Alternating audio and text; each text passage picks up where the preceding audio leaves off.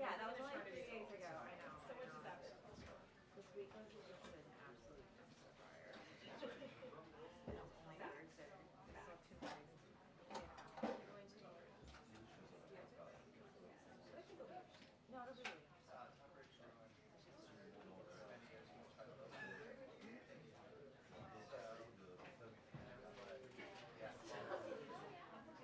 Yeah. You're going to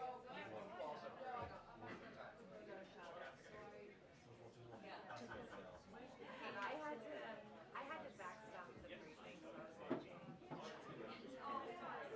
just didn't make for it. I think the feed is like, so I texted Butker.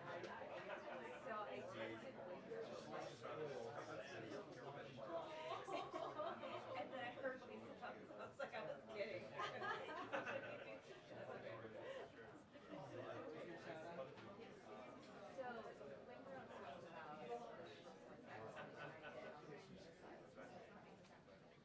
we're on talking about and you mentioned something like,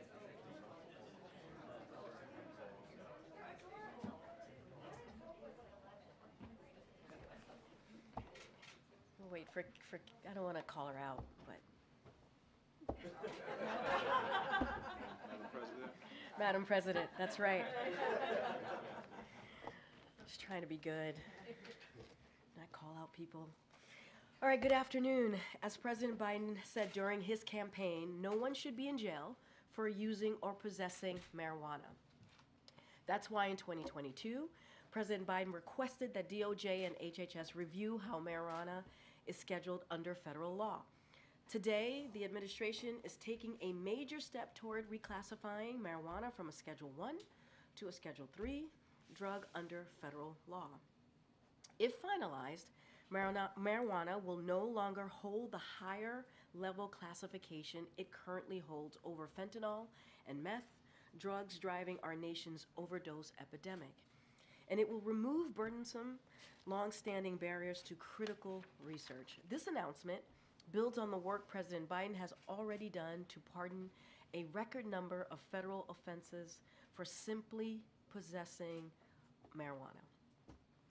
His categorical pardon for federal offenses of simple possession in October 2022 and December 2023 lifted barriers to housing, small business loans, and more for thousands of Americans. The reality is, while white, black, and brown people use marijuana at similar rates, black and brown people have been arrested, prosecuted, and convicted at disproportionately higher rates. The president's actions today further his commitment to reverse long-standing injustices and to right historic wrongs. Next, I want to talk about as part of our series of engagements this week, we are marking the 70th anniversary of the landmark Supreme Court decision Brown v. Board of Education. Today, President Biden met with plaintiffs and their family members at the White House.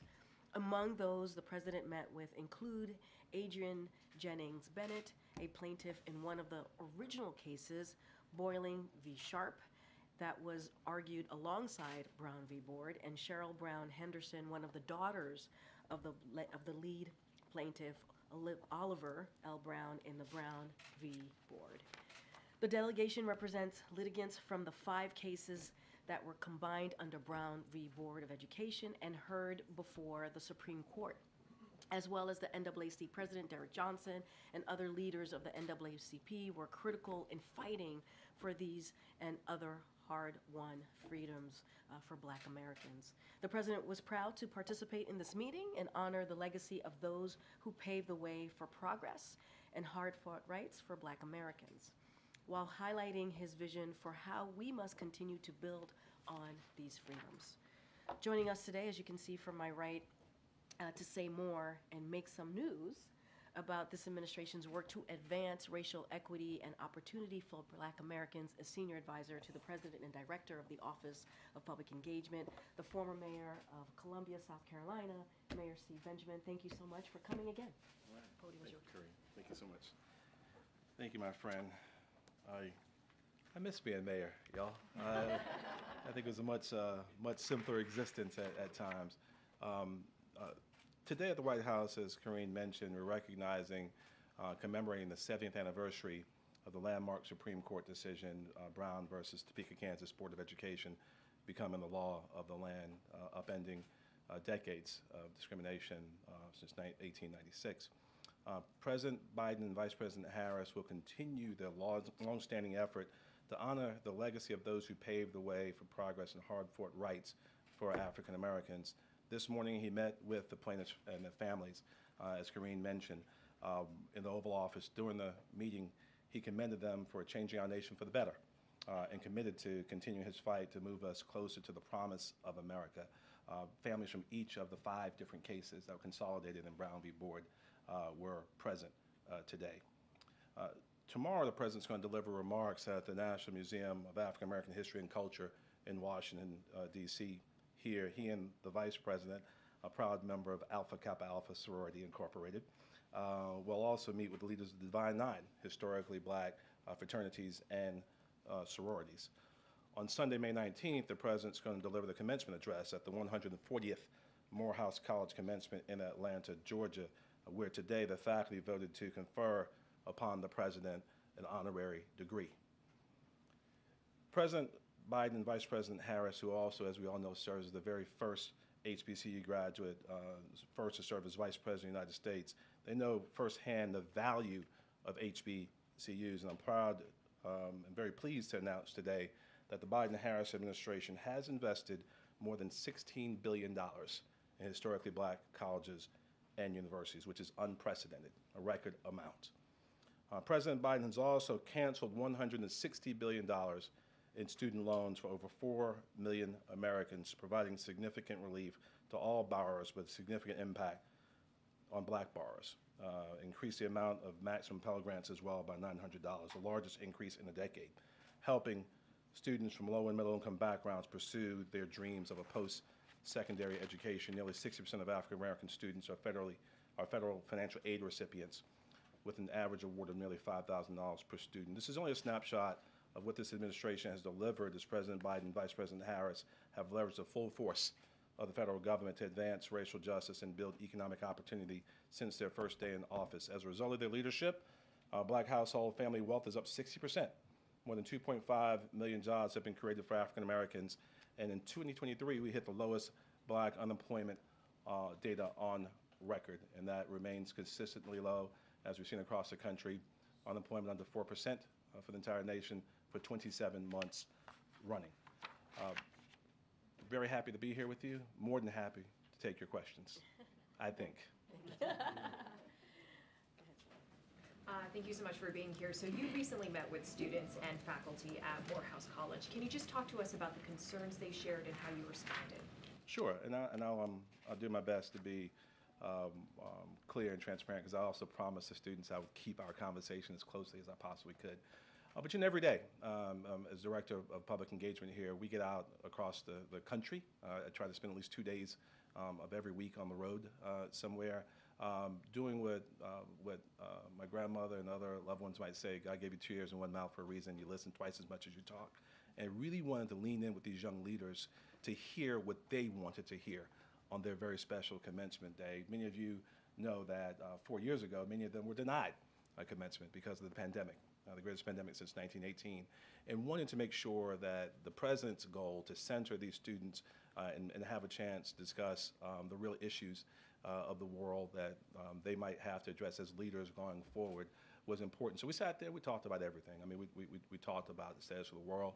Certainly, many of them wanted to talk about the Middle East and war. We talked about reconnecting communities and the amazing $160 million going in just up the street, the Stitch project in Atlanta, working to undo some of the damage done by previous infrastructure investments and how it's reconnecting in a very reparative and restorative way the Sweet Harboring community.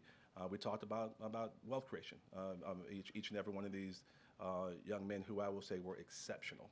5 students, all graduating seniors, going off to do great things at fine institutions and great places to work. 4 faculty members and 2 administrators shared individually, one by one, the things that were important to them to try and hear.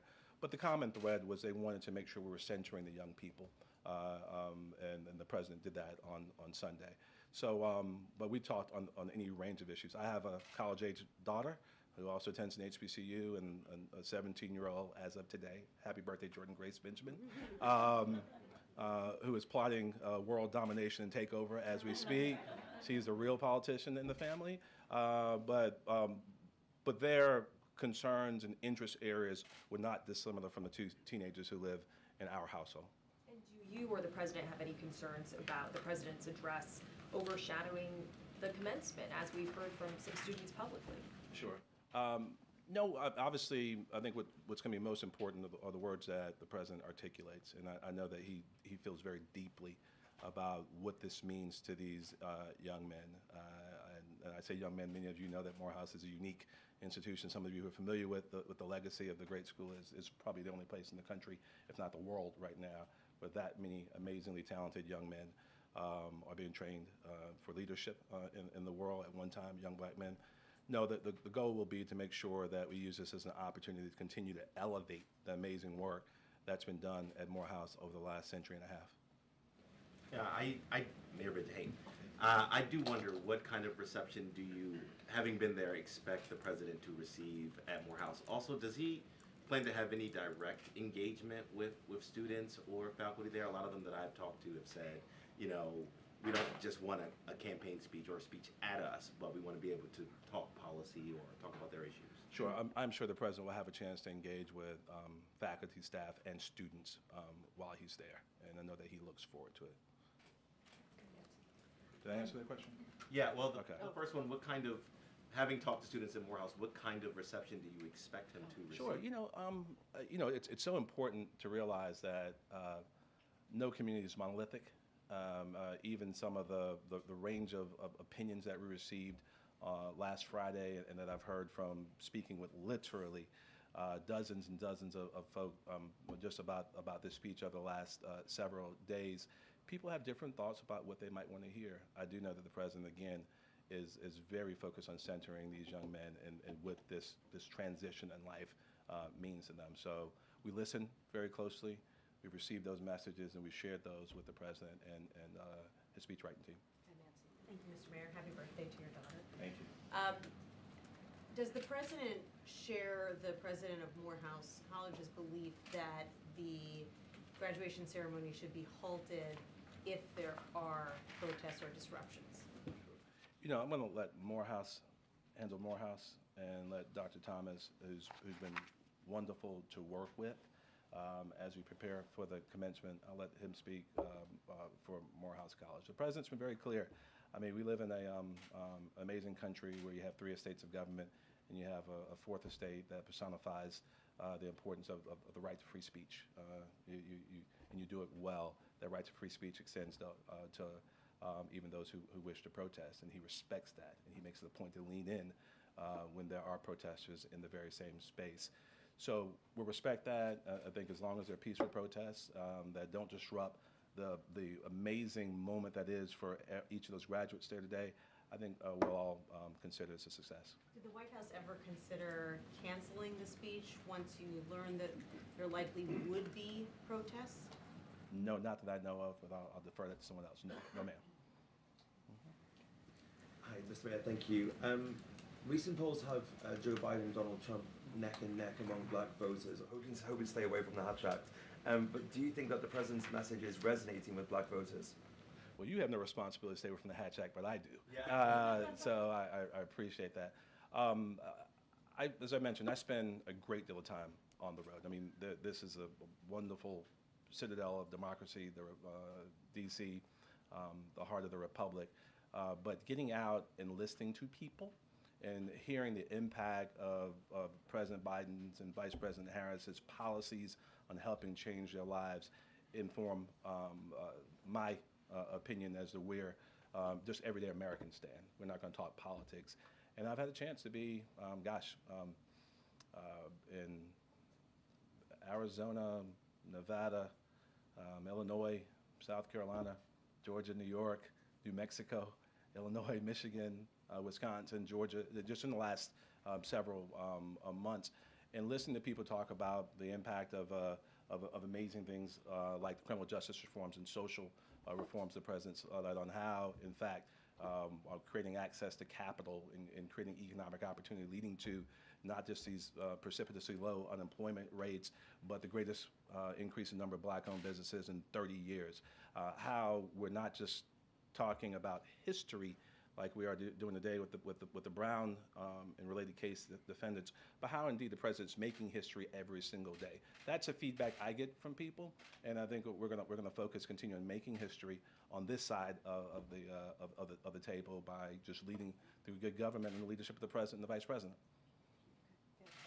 Mayor, is there a connection between the investments that you talked about today in the HBU community and the things you've been hearing from your travels, some of the concerns that have been expressed by students and communities across the country, especially in the last several months of the Israel-Hamas war? Is there a link between the investments and what you've been learning? Sure, no. The $16 billion number that we're releasing today is new.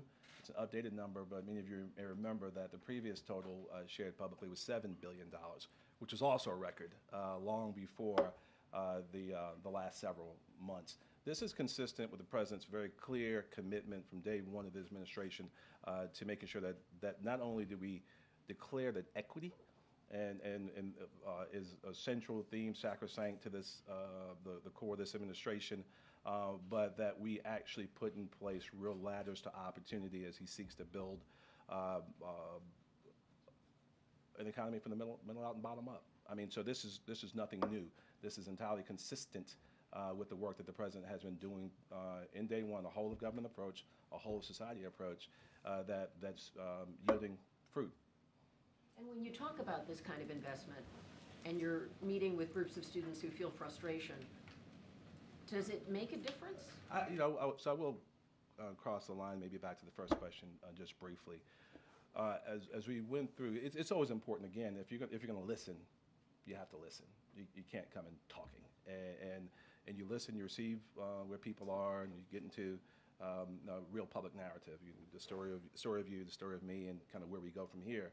And when you see opportunities to share these successes, and I'm not going to sit here and go through a tick list, but in every single corner of American society, you think about the president's leadership, the greatest pandemic since 1918, the greatest economic disruption many of us expected maybe since 1929, the greatest social unrest we saw after the murder of George Floyd since 1968, all wrapped up into a moment that post-Charlottesville propelled this genuinely good man to decide he wanted to help lead his country. That's all part of what has become the Biden-Harris agenda. And they've been leading from the front. As I go through those issues, and I did it last Friday with those amazing young leaders, heads were nodding. People were very much appreciative of receiving the information, and I know we're planning to go out and share it with others. Mr. Mayor, I just wanted to circle back to the meeting today in the Oval Office. The people who were there with President Biden came out and spoke with us briefly afterwards, and a few of them mentioned the work that still needs to be done and how schools are still, in many parts of the country, still effectively segregated. Did the president have anything to say about that in terms of continuing work, and did he respond to the apparent ask that a holiday be made out of the anniversary of the Brown versus Ford issue? That request came up in our meeting before the meeting as well from one of the families of the litigants. I mean, it's important to note that the first major national holiday established in decades is Juneteenth. The president, that's his legislation.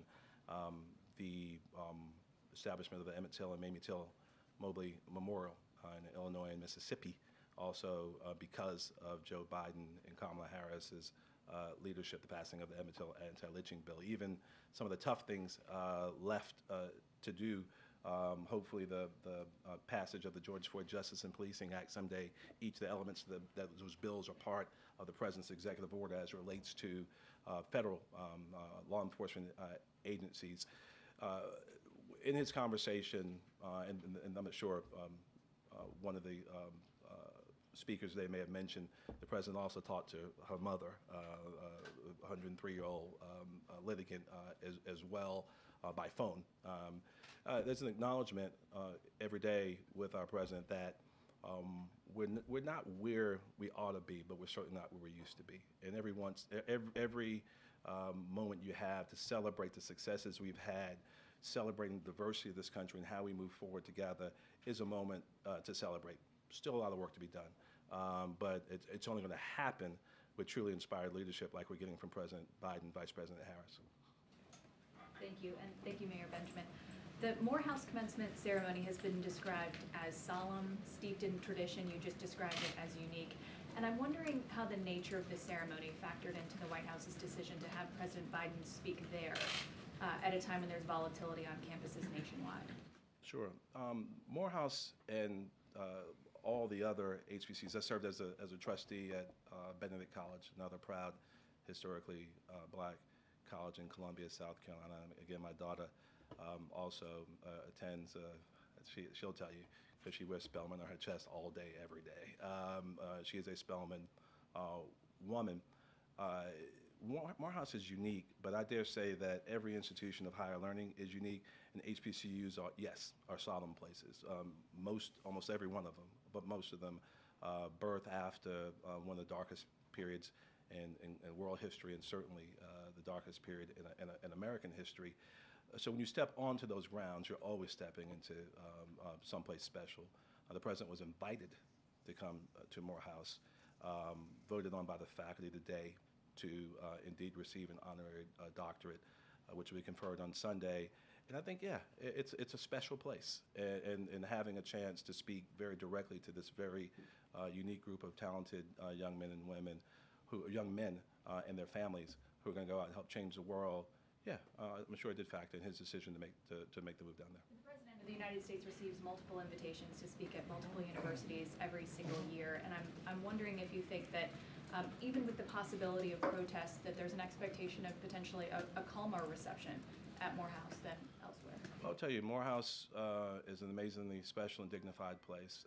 Yes, he does receive a lot of invitations, but this president has also been very intentional over the course of his career and certainly his presidency to always make sure he makes time to go to HBCUs. He delivered the commencement address at Howard last year. He's been at SC State's commencement address. He's obviously spoke to the president of Delaware State, where President Biden will tell you that he got his political start decades ago, spoke to Dr. Allen today, and obviously it's special to him, and he realizes that not only a speech, but more importantly, the $16 billion in resources to support this amazingly talented group of young leaders, that he doesn't just talk the talk, he walks the walk. Okay, let's start wrapping it up. Go ahead. A question on the Oval Office meeting, and then wanted to follow up on something else. You said, had the president met with the families involved in the Delaware case prior to today's Oval Office meeting, or was this his first time meeting them? You know, it was interesting, and obviously this is my first time in the same space with each of them, and he spent a significant amount of time with the Delaware families.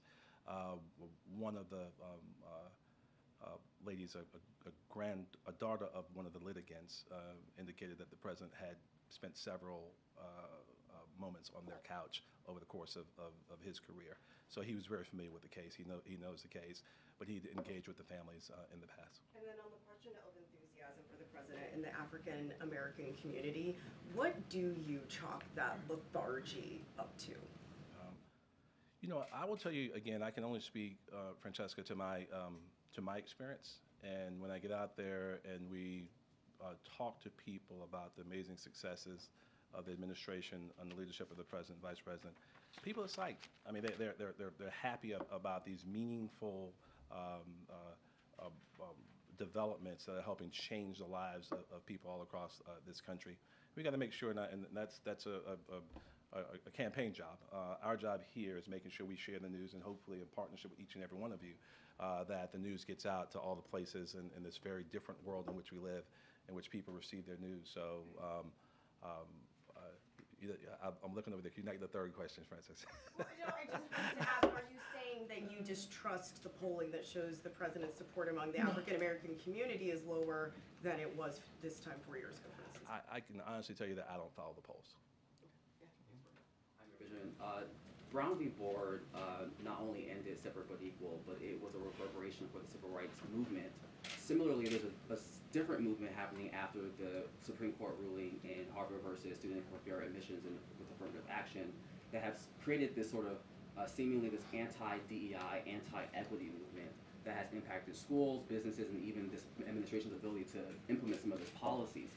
Does the president believe that he has leaned in enough on this issue, and how much can we expect him to speak to that in tomorrow's speech? Sure. Well, he has one speech tomorrow at the NAACP, and then obviously has several speeches this weekend. The president's unapologetic about not only the principle of equity being a core value to him, but also his administration.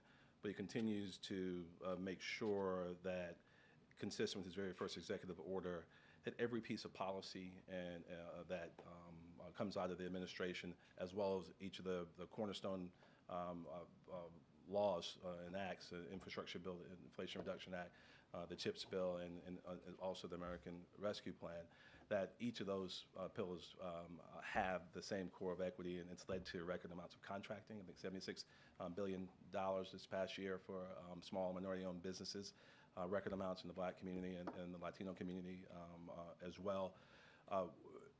So he's not stepping back on his commitment to equity and continues to lean in and expects his administration to do the same. Okay, go ahead, Ebony. We got the last question. Okay, I want to follow up on just two comments. One, you just mentioned the 76 billion in contracts for minority businesses. But can you talk about what that looks like for Black businesses specifically? 12.1 billion. Wow, 12.1 billion. And then my second question is, earlier you were talking about that we aren't where we want to be, but we're not where we used to be. We're not where we want to be. Specifically, when the question was asked, what are the things, or are there any orders or policies, that executive orders that we can see coming from the president that can address some of these inequities in education? When we were earlier, I was talking about how we are seeing resegregation in some of the schools. How can the administration, or what could we see come from the administration to reverse that? Because there's been a reversal in many areas. Yeah, I'll try to make the answer as concise as possible, but as you can tell, I believe very much so in data and good data. You know, the challenge that we faced at the height of the pandemic, recognizing still the way that most of our education systems across the country are funded. Property taxes, local resources, not necessarily dedicated at the level that they ought to receive, even sometimes in the same town or the same state, can make things particularly challenged. The work that the president led on, along with the vice president, to make sure that we're investing not only in HBCUs, record amounts per day, but also under the American Rescue Plan, Title I schools receiving $130 billion in funding for maintenance of equity requirements, making sure we're protecting high poverty schools from reductions in state and local funding.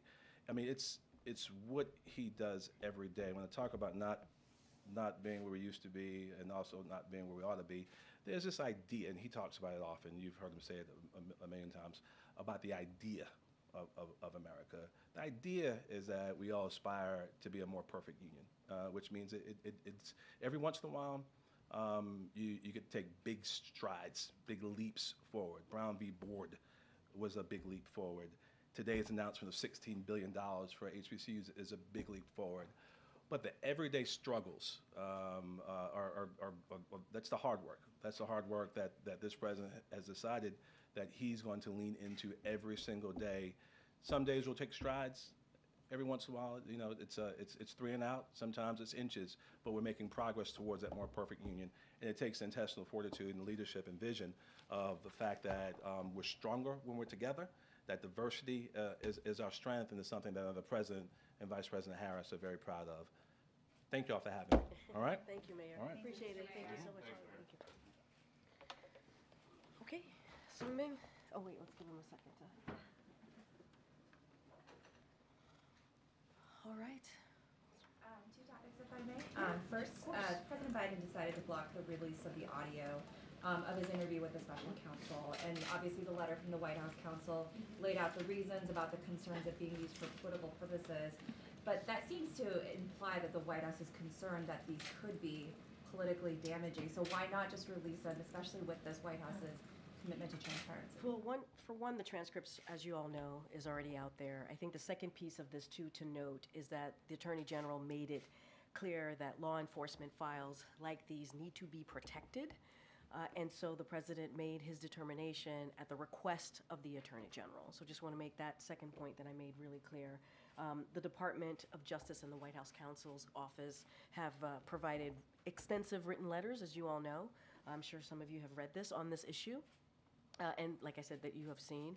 And so, so when it comes to anything further or any specifics, obviously, I would refer you to my colleagues at the White House counsel's office. But those are the, just to make that second point again very clear, this was taken by determination. The President took the determination at the request of the Attorney General, and wanted to make sure, the Attorney General wanted to make sure that that law enforcement files like these must be protected.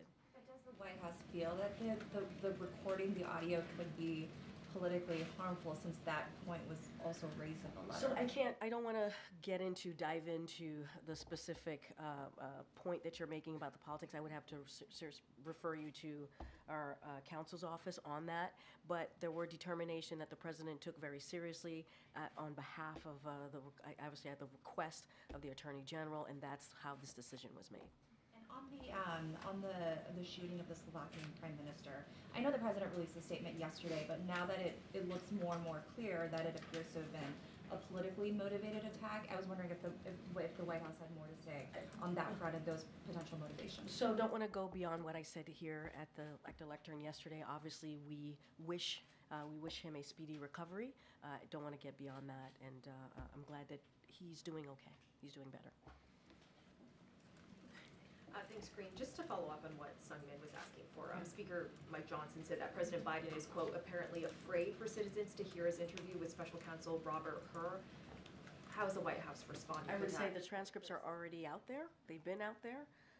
They have been released to the public. The public has an opportunity to hear directly from the President and what, or to read and what exactly the President said. The Attorney General made it clear that law enforcement files like these need to be protected, and that's the determination that was made. Anything further, anything specifics, I certainly would refer you to my colleagues, but that was a determination that was made, and again, anything more to that, I would refer you to my colleagues. You talked about the transcripts being released, but as you know, hearing something and reading it is very different, and if the transcript is already out there, why is it different to have the audio there? Like I said, there were determinations that was made by the President at the request of the Attorney General, and so we took that very seriously. The President took that very seriously, and so that's what I would say to your question. Just one more question on another topic, with Xi Jinping meeting with Vladimir Putin at the summit in Beijing. They pledged to deepen their strategic partnership. What is the U.S. assessment of the current Russia-China relationship? So I know that there was a statement, obviously that was a joint statement that was put out. Look, we don't see anything new here. I will reiterate what I said yesterday, which was we find it unacceptable that Chinese companies are helping Putin wage this war against Ukraine. We've been very clear about that. And if China purports to support peace in Europe, it cannot continue to fuel the biggest threat of the European security. And that's not just coming from us. It's coming from NATO, the EU, the G7 partners. They've put out statement about this as well. So look, the statement is nothing new. It's more of the same, and we've been very clear where we stand on this. Good job. I'd like to follow up on that, actually. You said the statement is nothing new. It was pretty anti-American. I mean, whether it's new or not, is it concerning to the White House? Look, we don't see anything new with this. We've seen this before. I get the point that you're making. We've seen this type of bilateral statement from those two countries. We have been very clear about this, and it's not just us. You've heard from the EU, you've heard from the G7 partners, you've heard from NATO.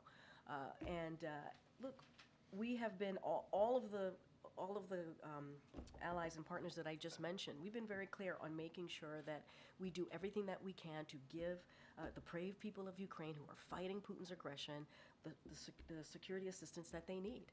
And that's why it was so important to get that national security supplemental. You heard us announce $1 billion on the day that it became law, that national security supplemental, to get that funding out.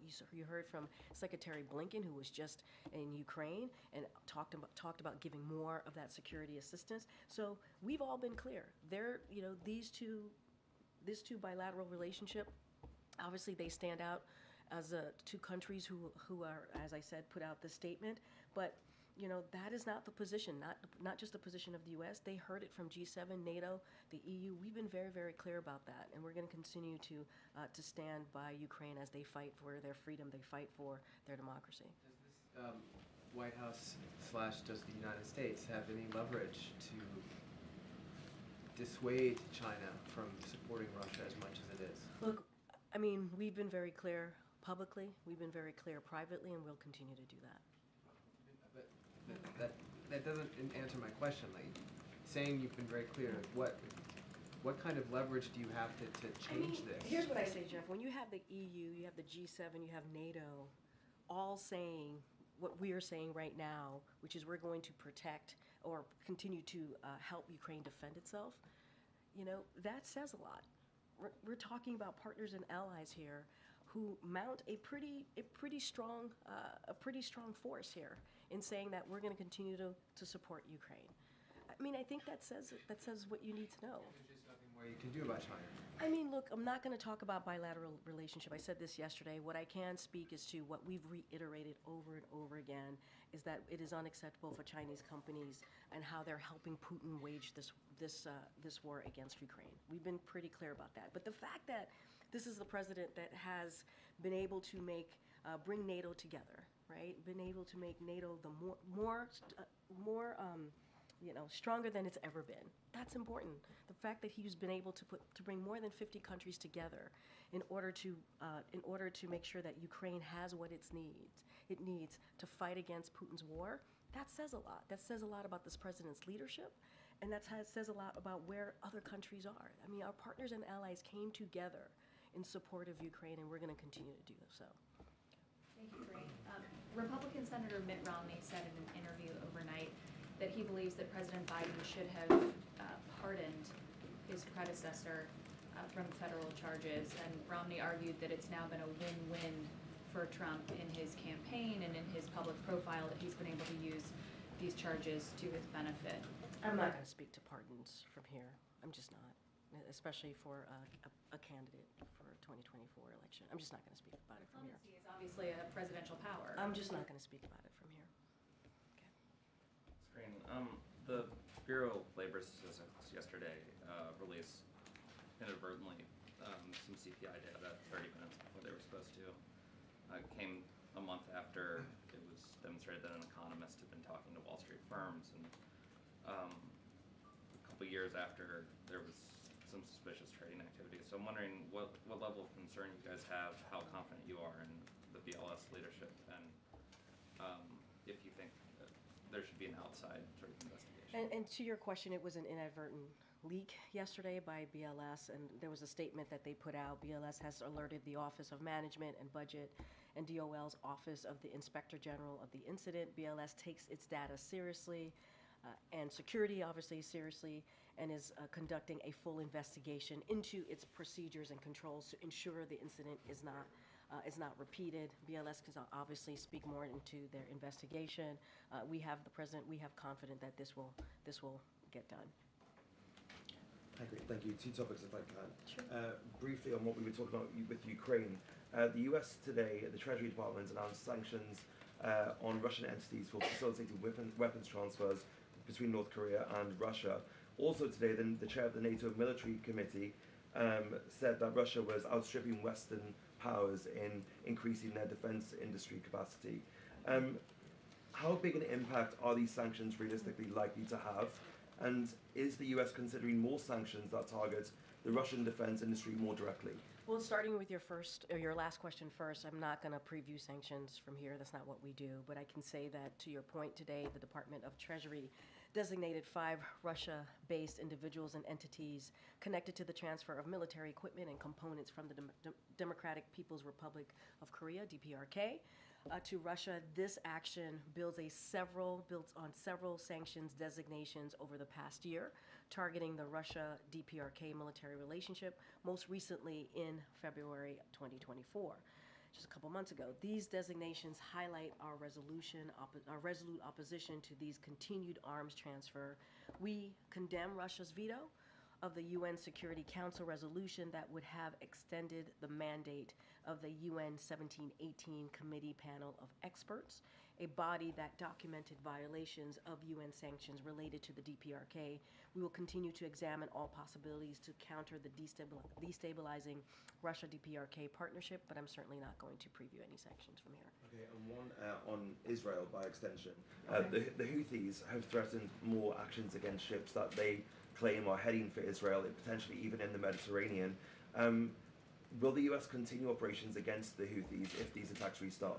So look, obviously we condemn these Houthis for these attacks and continue to take action to hold them accountable. We've been pretty consistent in doing that for the past several months. These reckless attacks by the Iran-backed Houthis have not only disrupted global trade and commerce, but also taken the lives of international seafarers simply doing their job. So we have taken significant amount of Houthi weapons. Our military is regularly destroying Houthi missiles when they're being loaded and prepared to launch, but before they can actually be fired at commercial ships as well. We will continue to act as needed to degrade the Houthi capabilities. You have again seen us do this for the past several months, and so we are committed to doing that. Okay, Cameron. Thanks, Karine. I want to ask you about a topic that's getting a lot of attention. The Kansas City Chiefs kicker, Harrison Butker, is facing criticism for his recent commencement address, where he told female graduates that the most important title a woman can hold is homemaker. He was critical about surrogacy, IVF, and Pride Month, and he also criticized the president for being a Catholic who supports abortion rights. Has the president seen those comments? Does he have a reaction to The president's been pretty busy today, so I haven't had a chance to focus on this particular issue. I think I've heard some reports on it. Look, the president's not going to back away from supporting women and reproductive rights, reproductive health care. It is important to do that. It is important to fight for all of our freedoms, and that's what you're seeing the president do. He's not going to back away from that. And look, I can't speak to this specific thing because I haven't heard it in its entirety. But look, you have a former administration that had said, a former president that said over and over again that they were going to do everything that they can to get rid of Roe v. Wade, was successful in doing that by putting forward judges that made that happen. We saw the Dobbs decision in 2022. And what that caused is chaos. It caused women to have to be in a position to not get the health care that they need. I mean, should not be where we are as a country. It should not be. And then you have extreme Republicans that continue to talk about how they want to put national abortion ban. It's causing chaos. It's causing chaos for women. It's causing chaos for families. When you're saying that a family can't make a decision on IVF, that's not what this president is about. He wants to make sure that women have the right to make these incredibly difficult decisions about their health care. So families could make a decision about how they want to build and move forward with building a family. And so I can't speak to those direct comments, but what I can speak to is what the president is committed to, and he has shown that over and over again. And you have a vice president that has toured the country talking exactly about that, about how we have to protect our freedoms and freedoms of obviously reproductive health as we're speaking right now. I know you said you can't speak to the comments, Yeah. but as the president gets ready to give his own commencement address, does he think a message like that is appropriate at a commencement address? From this particular, again, I haven't heard this in context. I saw some reporting, so I want to be super mindful.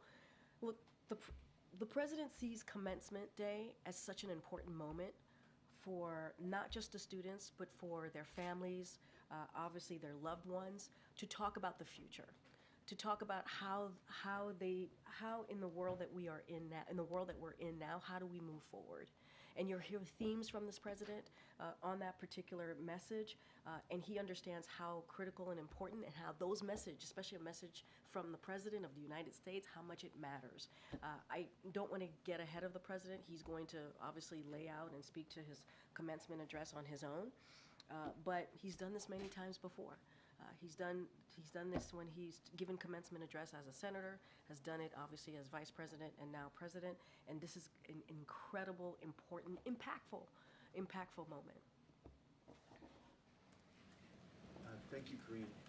Just now, one of your colleagues at the State Department said Israel needs to do more to prevent settlers from sacking trucks of humanitarian aid bound for Gaza.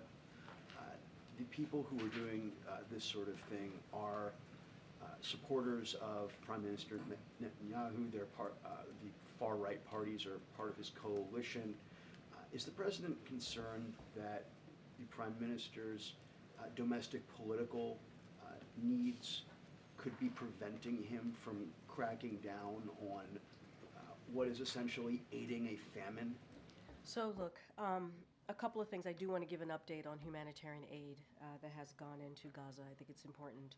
Since April 5th, more than 7,000 trucks have been moved into Gaza, so that is an update. Yesterday, nearly 250 trucks moved into Gaza, both via Kerem Shalom, so that is open, so that is important, as you all know, in southern Gaza, and a new crossing, Erez West, in northern Gaza. So we have seen trucks go in, and I think that's important to note, and that's because of the president's push and relationship with the prime minister, and insisting and pushing and saying we need to get more aid into Gaza because we know how dire the humanitarian situation is. However, with saying all of that, we remain concerned about ongoing limited operations at the Rafah boarding crossing and also the Erez crossing. I know I just mentioned that's a new crossing, but we want to get more in, as well as the ability of humanitarian partners to move within Gaza to deliver assistance and fuel to the vulnerable people who need it. So this level of aid remains insufficient, and we want to continue to press Israel to increase the level of assistance moving into Gaza. I cannot speak to the Prime Minister domestic politics. That is for him to speak to. What I can speak to is what we have been working on doing and how much we understand the importance of getting that humanitarian aid in, and that's what we've been doing. I understand that you can't speak to the Prime Minister's motivations. What I asked you, as the spokesperson for the President, is the President concerned that Prime Minister Netanyahu's domestic political situation may be imperiling U.S. efforts to get more aid into Gaza? What I'm saying is that we understand what I just laid out is not sufficient. We want to get more in. We are continuing to have those conversations with Israel, and we have seen some progress. We need to get more in. And so the President is committed to that, and that's what you have seen from this President. That's what I will speak to. Yeah, Nadia. No, I know you have follow-ups. Go ahead. Just want to follow up since you update us actually on the humanitarian aid. Yeah. But equally as important issue is the fuel. So now the UN agency are saying that no fuel, is impossible to get fuel to Gaza, and it's vital for the hospitals.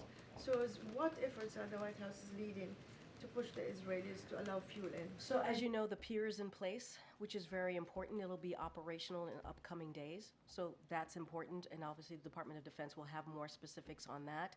And so we're confident that we're going to be able to distribute this type of aid to get that in to Gaza.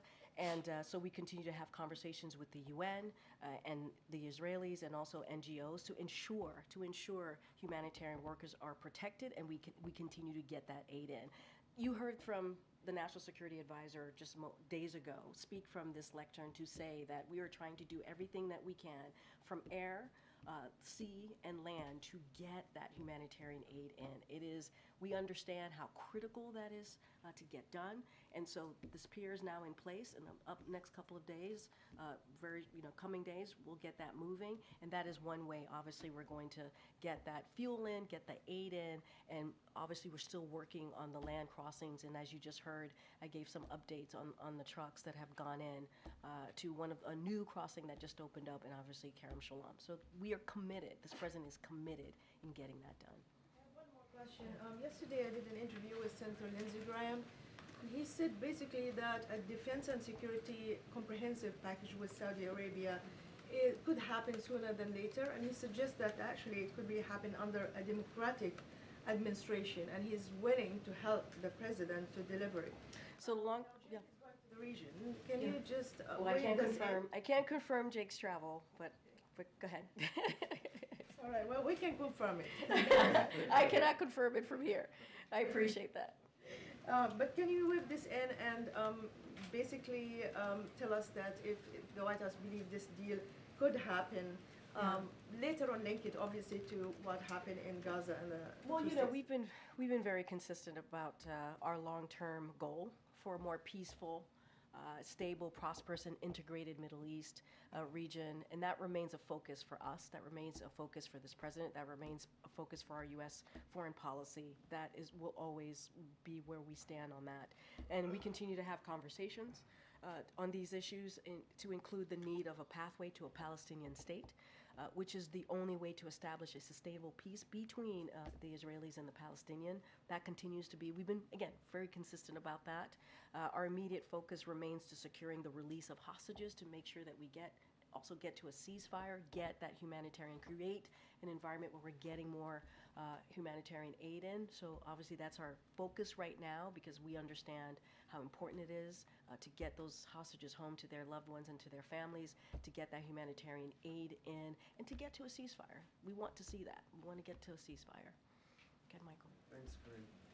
The governor of Florida signed a bill today that effectively erases all references to climate change in Florida law. Do you have a response? That's pretty shameful. You know, the president, as you know, has been the most progressive, has done more on climate change than any other president. And so we are committed in dealing with this crisis and meeting our goals. And you have heard from this president, and it is unfortunate. It is unfortunate that there are climate deniers still out there. There's a lot more work that we need to do, and so we think that's shameful. The administration also today organized a deportation flight of 100 Haitians to Haiti. How does the administration at this point justify deportation flights to Haiti given the situation on the ground there? So you've heard from us many times. We are urgently trying to, urgently working with the international partners in Congress to expedite the deployment of the Kenyan-led multinational security support MSS mission, as you've been hearing. We've contributed $300 million to that mission, and we want to bolster the Haitian police. What's going on that front, and we've also led in humanitarian assistance with over $170 million since October 2022. We understand the situation is dire in Haiti. We understand that, and we are clear-eyed that the economic, political, and security and stability are key drivers for migrants around the world. And so obviously, as you all know, you've been tracking what's going on in Haiti. So we are closely monitoring the situation and the routes frequently used by migrants to reach our borders, and would stress that at this time, irregular migration flows through the Caribbean remain low. But that said, we are always planning for contingencies, and we believe that is important as well. I can't speak to this particular incident. I have not spoken to the team about this yet, but we get how dire it is there, and that's why we've tried to move up our humanitarian assistant here, leading the world in getting that humanitarian aid, and we're trying to get the MSS in place so that we can give the support to the Haitian National Police in dealing with the dire situation that's happening. Okay, go ahead, Patsy. Thank you, Karine. Israeli Defense Minister Yoav Gallant yesterday publicly questioned Prime Minister Netanyahu on his strategic endgame of the war, calling out for an establishment of a governing alternative in Gaza that's not Hamas but also not Israeli military rule. And to me, he is basically saying what Jake Sullivan and Secretary Blinken has been urging for the same things this week. Even though this is the first time that Gallant is saying it publicly, this is something that we've known privately from Israeli defense officials for some time now. I'm just wondering about the timing of this, how Jake and then Secretary Blinken and then Gallant are all saying the same things this week. Was there any coordination of any sort? So I'm gonna let others do an analysis of the speech. That's not something I'll do from here, but we've been very clear that when it comes to the future of Gaza, we do not support an Israeli reoccupation. We've been clear from this podium, from obviously behind this lectern, and we obviously do not support Hamas governance in Gaza. So that's where we've been. We'll continue to be there. That underscores the importance of having a clear and concrete plan for the day after the conflict in Gaza. As you just stated in your question to me, Jake Sullivan, our national security advisor, was very clear about this very recently. And so we have discussed this with the Israelis, and so we'll continue to do that, to have that conversation, but I'm not going to analyze his speech and speak to. Yeah, but I'm not going to speak to timing. I'm not going to give an analysis on it. We're continue to have those conversations with the Israelis as we have been, and we've made our point, and we've made our stance pretty clear on that. You heard that from the National Security Advisor Jake Sullivan very recently at this lecture. Just more broadly on the ceasefire itself, it appears to be in deadlock right now. So at this point, is the president still confident that his strategic end goal to end the violence in Gaza and then what happens the day after can align with that of Israel and Hamas? Look, we have to continue to be hopeful. This is a president that's optimistic, that's hopeful. We're going to continue to work around the clock to get this done. This could all end today if Hamas would release the wounded, the women, and we've said this over and over again, the elderly. It could end today. But we're determined to get those hostages home. We are determined to get to a ceasefire, to get more humanitarian aid in. And we have to be optimistic. We have to be hopeful here. Okay, all right. Israel said today that additional troops will enter the Rafah area and that its operation there will intensify. Do you have a comment on that? What I will say is that we are continuing to monitor. I'm just going to repeat what Jake Sullivan said from this podium. Nothing has changed since he was here on Monday. And we're continuing to monitor. We made our case very clear about a potential major military operation in Rafah. We have our concerns about that. We've made that clear to our Israeli counterparts. We'll continue to do that. What we have been told by the Israelis and what we have seen is that these are targeted, what we're seeing in Rafah, targeted operations, and we're going to continue to have those we believe constructive, these meetings that we've had have been constructive, not just in those 2 virtual meetings, but on a daily basis. We certainly are talking with the Israeli government.